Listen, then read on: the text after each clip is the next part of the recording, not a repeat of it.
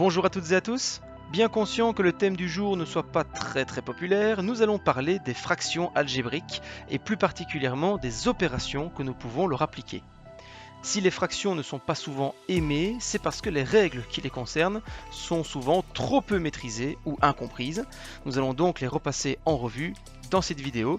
N'hésite pas d'ailleurs à la mettre en pause lorsque tu es face à un calcul afin de bien prendre le temps d'analyser le passage d'une étape à une autre. Commençons par le commencement. Une fraction algébrique, et tu en as même 3 sous les yeux, c'est une fraction qui, en plus de contenir des nombres, contient des variables. Autrement dit, un ou plusieurs polynômes doivent être présents au numérateur et ou au dénominateur. Alors, la présence de ces polynômes ne modifie en rien les règles de calcul qui concernent les fractions et que tu connais déjà. Tu as appris, avec des fractions numériques, à simplifier une fraction, mais aussi à effectuer des opérations entre elles. Addition, soustraction, multiplication et division. Nous allons donc revoir ces règles en utilisant cette année des fractions algébriques, avec toutefois une nouveauté propre aux fractions qui contiennent des variables, les conditions d'existence. En effet, dans certains cas, une fraction peut ne pas exister, autrement dit, ne pas avoir de valeur. Et ça, tu le sais depuis ta première secondaire. Une fraction, ce n'est rien d'autre qu'un rapport, donc une division, du numérateur par le dénominateur. Et la division possède une particularité, c'est une opération qui n'est pas toujours faisable. En effet, je ne peux pas diviser par 0. Autrement dit, cette fraction n'existe pas, je ne suis pas en mesure de déterminer sa valeur. Alors jusque-là, rien de nouveau, diviser par 0, pas possible, merci pour la piqûre de rappel, on le savait déjà. Mais quel rapport avec les fractions algébriques? Observe cette fraction algébrique qui, par définition, contient des variables. Si tu souhaites connaître une valeur numérique de cette fraction, il te suffit de remplacer le x par un nombre, par exemple 2, et de calculer l'expression obtenue. Tu obtiens ainsi une valeur réelle, autrement dit une valeur qui existe. Oui, mais il y a une valeur pour laquelle tu vas être confronté à un problème. En effet, tu ne peux pas, dans cette fraction, remplacer les x par moins 8. Si jamais tu le fais, observe ce qu'il se passe au dénominateur. Il vaut 0. Moins 8 est donc la valeur de x qui annule le dénominateur, ce qui est bien sûr interdit.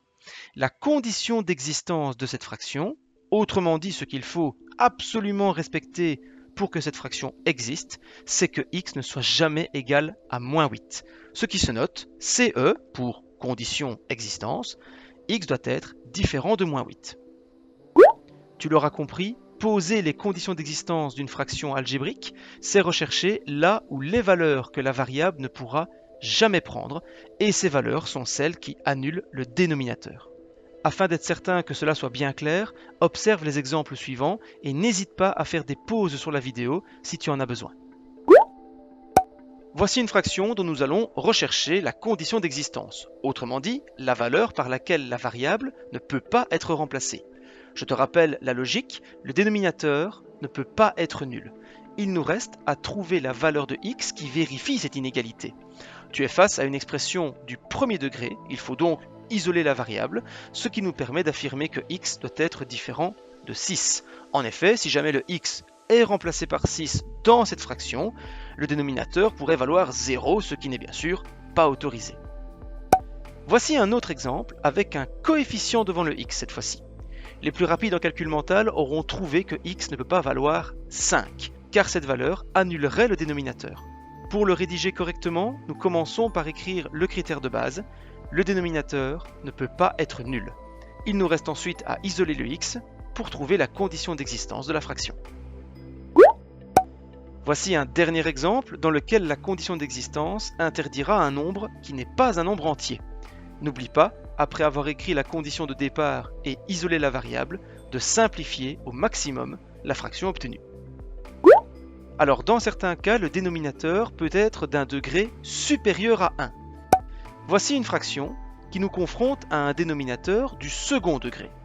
N'oublie pas ce que nous avons vu dans les chapitres précédents, nous devons à ce moment-là factoriser l'expression et ensuite rechercher la valeur de x qui annule chaque facteur dans lequel elle se trouve. Cette fraction possède donc deux conditions d'existence, autrement dit deux valeurs que x ne peut pas prendre. Voici un dernier exemple avec cette fois-ci un dénominateur du troisième degré. Pas de changement de méthode, on commence par écrire que ce dernier ne peut pas être égal à 0, puis on le factorise au maximum. Il nous reste à identifier toutes les valeurs interdites pour la variable et nous avons nos conditions d'existence. Alors quelques petites particularités, dans certains cas, et nous en terminerons par là en ce qui concerne les conditions d'existence, une fraction algébrique peut parfois ne posséder aucune condition d'existence. Voici par exemple une fraction dont le dénominateur est numérique, autrement dit, pas de variable dénominateur. Il est donc impossible que celui-ci soit nul, cette fraction ne possède donc pas de condition d'existence. Et il en va de même pour cette deuxième fraction. Contrairement à la fraction précédente, il y a de la variable dénominateur, mais il est impossible que celui-ci soit nul. En effet, c'est une somme de 2 carrés, et une somme de 2 carrés ne peut jamais valoir 0, car tous les éléments qui la constituent sont positifs. La condition de base est donc toujours vraie, et il n'y a donc pas de valeur interdite pour la variable. Voilà en ce qui concerne les nouveautés au sujet des fractions. En effet, à partir de maintenant, nous allons étendre aux fractions algébriques ce que tu connais déjà en ce qui concerne les fractions numériques. Et commençons par la base de la base, la simplification. Piqûre de rappel, je ne peux simplifier une fraction que si le numérateur et le dénominateur possèdent un ou plusieurs facteurs en commun. Voilà pourquoi, à titre d'exemple, 8 douzièmes se simplifie en 2 tiers. 8 et 12 sont tous les deux des multiples de 4. Ma première mission, avec cette fraction algébrique, que je souhaite donc simplifier, sera donc de faire apparaître les facteurs communs au numérateur et au dénominateur. Et qui dit facteur, dit factorisation. Tu ne peux donc jamais simplifier une fraction algébrique si le numérateur et le dénominateur ne sont pas factorisés au maximum. Dans le cas présent, une mise en évidence est réalisable au numérateur et le dénominateur est une différence de 2 carrés. Une fois les deux étages entre guillemets factorisés, nous remarquons la présence d'un facteur commun. La fraction peut donc être simplifiée et ainsi rendue irréductible. Voici une deuxième fraction qui présente un trinôme carré parfait au numérateur et une méthode des rectangles au dénominateur. Une fois factorisée à fond, je peux simplifier la fraction. N'hésite pas à faire une pause sur la vidéo en cas de besoin si jamais tu veux prendre le temps d'analyser les différentes étapes. Alors, quelques cas particuliers, parfois, seul l'un des deux étages de la fraction sera à factoriser et pas l'autre. Par exemple, le dénominateur de cette fraction est un monôme. Je ne dois donc pas le factoriser davantage. Je m'occupe simplement de factoriser le numérateur, une mise en évidence suivie d'un trinôme carré parfait, et je peux rendre ma fraction irréductible. Dans d'autres cas, tu ne devras même rien factoriser. Tu pourras directement simplifier la fraction. Attention à toujours respecter les règles de calcul au niveau des exposants. On soustrait les exposants dans le cas d'un quotient de puissance de même base. Maintenant que nous savons simplifier une fraction algébrique, nous pouvons passer aux opérations. Et nous allons commencer par la plus simple à réaliser, la multiplication. Souviens-toi, quand je multiplie une fraction par une autre fraction, j'applique le principe de, entre guillemets, la multiplication par étage. Je multiplie les numérateurs entre eux et les dénominateurs entre eux. Eh bien, il en sera exactement de même pour les fractions algébriques. Sauf qu'avant toute chose, et c'est le maître mot de ce chapitre, il faut les factoriser au maximum. Commençons par ce premier exemple dans lequel je souhaite multiplier ces deux fractions. Première étape, factoriser ce qui peut l'être. Le numérateur de la première fraction, c'est une différence de 2 carrés. Et le dénominateur de la deuxième fraction, c'est une mise en évidence qui peut être appliquée. Concernant les deux autres binômes, ceux-ci ne peuvent pas être factorisés. Je vais donc les bloquer, façon de parler, en les plaçant entre parenthèses. Maintenant que mes deux fractions sont factorisées au maximum, je passe à la deuxième étape qui consiste à multiplier les fractions entre elles, en multipliant les numérateurs entre eux et les dénominateurs entre eux. Troisième étape, il me reste bien entendu à simplifier les facteurs communs, et le tour est joué. Attention, tu ne dois jamais redistribuer quoi que ce soit à la fin. Une fraction est considérée comme finale si elle est irréductible et donc, par conséquent, factorisée, vu qu'il faut factoriser pour simplifier. Deuxième exemple dans lequel la fraction est multipliée par un trinôme. Alors pour avoir plus facile et pour être certain de ne pas me tromper d'étage, je vais écrire mon trinôme sur 1. Ça ne change évidemment pas la valeur de mon calcul et ça me permet d'avoir deux fractions sous les yeux, plus facile au niveau de la disposition. Première étape, on factorise tout ce qui peut l'être. Il y avait ici une différence de 2 carrés, ici un trinôme à factoriser avec la méthode des rectangles et ici un trinôme carré parfait. N'oublie pas de faire une pause sur la vidéo au besoin. Deuxième étape, je multiplie mes fractions entre elles. Et troisième étape, je simplifie tout ce qui peut l'être, avec ici une particularité, il ne me reste plus rien au dénominateur. Je ne suis donc plus obligé d'écrire la réponse sous forme de fraction. Troisième et dernier exemple, dans lequel, après avoir tout factorisé au maximum, et après avoir multiplié les deux fractions entre elles, je suis confronté à deux parenthèses opposées. C'est en effet tentant de vouloir simplifier le x-7 avec le 7-x. Souviens-toi, ce n'est pas interdit, il suffit pour cela de procéder à un changement de signe que personnellement j'applique au numérateur, car c'est à cet étage que le signe moins doit se trouver si je souhaite rendre ma fraction irréductible. Passons maintenant à la division de fractions, opération étroitement liée à la multiplication. En effet, pour diviser une fraction par une autre, je multiplie la première fraction par l'inverse de la deuxième fraction. Tu l'auras compris, une division de fraction, ce n'est jamais qu'une multiplication de fractions déguisée. Prenons par exemple cette division. Pour l'effectuer, je dois multiplier la première fraction par l'inverse de la deuxième, ce qui me ramène à la règle vue précédemment. Je factorise au maximum les numérateurs et les dénominateurs présents, et je bloque les éventuels polynômes qui ne sont pas factorisables. Ensuite, je multiplie mes deux fractions entre elles, et je simplifie au maximum, ce qui me permet d'obtenir une fraction irréductible. Nous allons à présent aborder les deux dernières opérations, l'addition et la soustraction.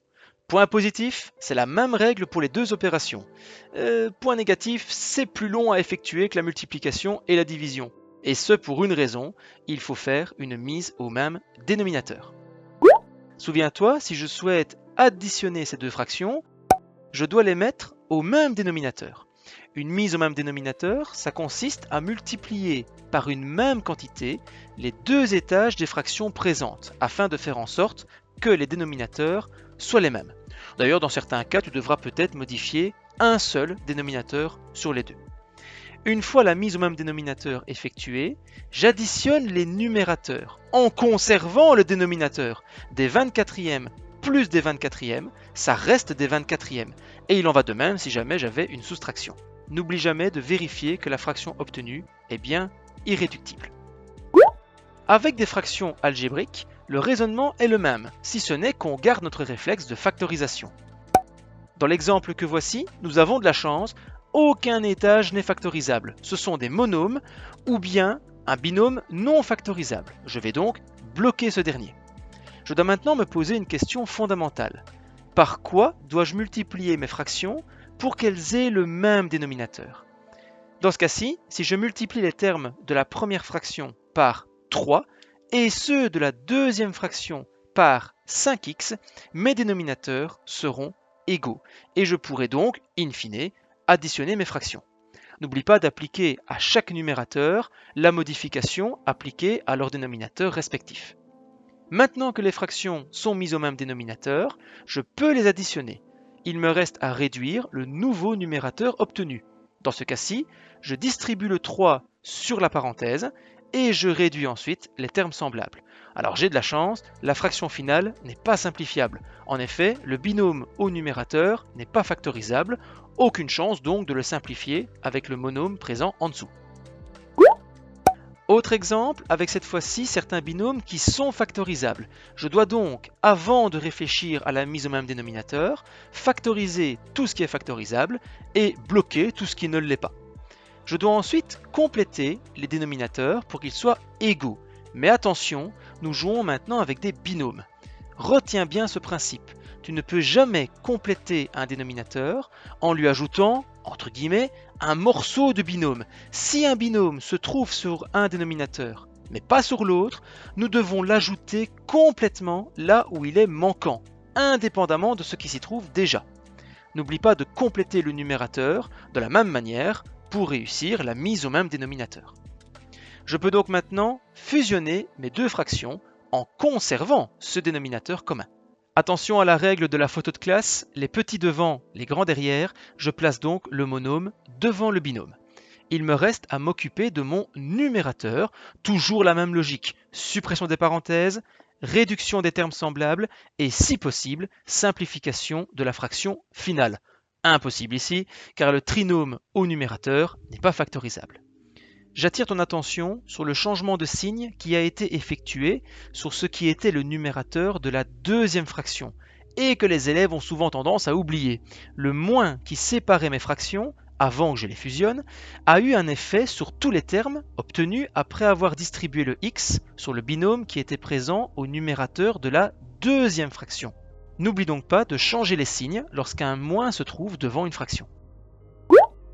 Dernier exemple, avec ici un peu plus d'éléments à factoriser au départ, je dois donc commencer par le faire, et ensuite je mets mes fractions au même dénominateur. Coup de chance ici, un binôme était déjà commun aux deux dénominateurs. Nous n'avons donc pas besoin de l'ajouter à nouveau. Les étapes suivantes sont analogues à celles que nous faisons depuis le début. Fais donc une pause sur la vidéo pour bien prendre le temps d'analyser les différentes étapes du calcul.